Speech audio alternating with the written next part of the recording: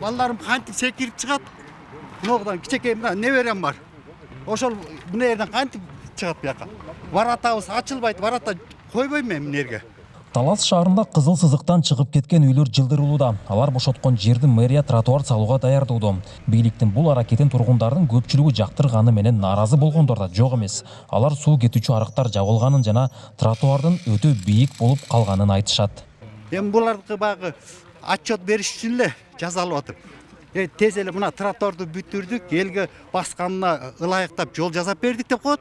А бирок элдин муну кыйналып атканын эч ким карабайт. Кезем ала турбамды да көмүп кетип калды. Тротуар каршы эмесмин. Мейли бус коробузду бусуп бердик, тамыбызды бусуп берип атабыз. Бирок ошого да элдин да эмесин ойлоп коюш керек да. Фрунзе көчөдө мындай бийик эмес. Элге киргенине, үйүнө киргенине ылайыктуу кылып жасап атат. Эмне кылсаң кандай балам кантип кирет, не берем. Долбоор боюнча Талас шаарында 54 чакырым аралыкта тротуар салуу планга кирген.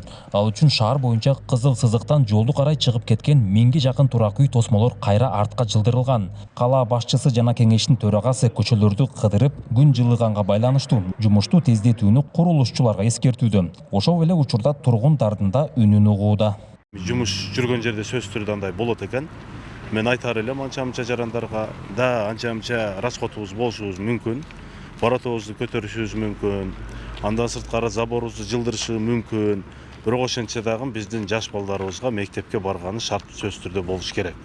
Шаар ичи жалпы 54 километр пландаганбыз. Анын бүгүнкү күндө 2 айда толугу менен бүтүрөбүз деп кетип атабыз. Анткени республикадан келген акчаны өз убагында күн жылуу кезинде бүтүрүшүбүз керек. Курулушчулар жолдун эки тарабын тротуар салууга даярдап, бордюрларды орнотууда. Мындай иштер шаар боюнча 14 көчөдө жүрүп жатат.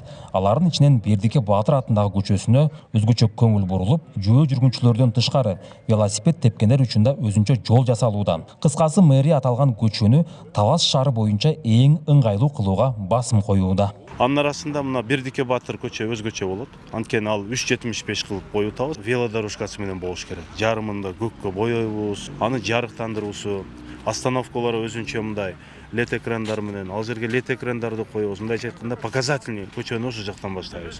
Белгилей кетсек, Талас шаарын өнүктүрүүгө өлкө жетекчилиги былтыр 1 миллиард 70 миллион сом бөлгөн. Шаар бийлиги аталган каражаттын бир бөлүгүн көчөлөрдү оңдоого жумшоодо. Тротуарлар бүтсө, тургундар унаалар менен жол талашпай, атайын салынган таман жол менен басып калышат. Нурсултан Курманбеков, Кайнар Ормонов, ЛТР, Талас облусу.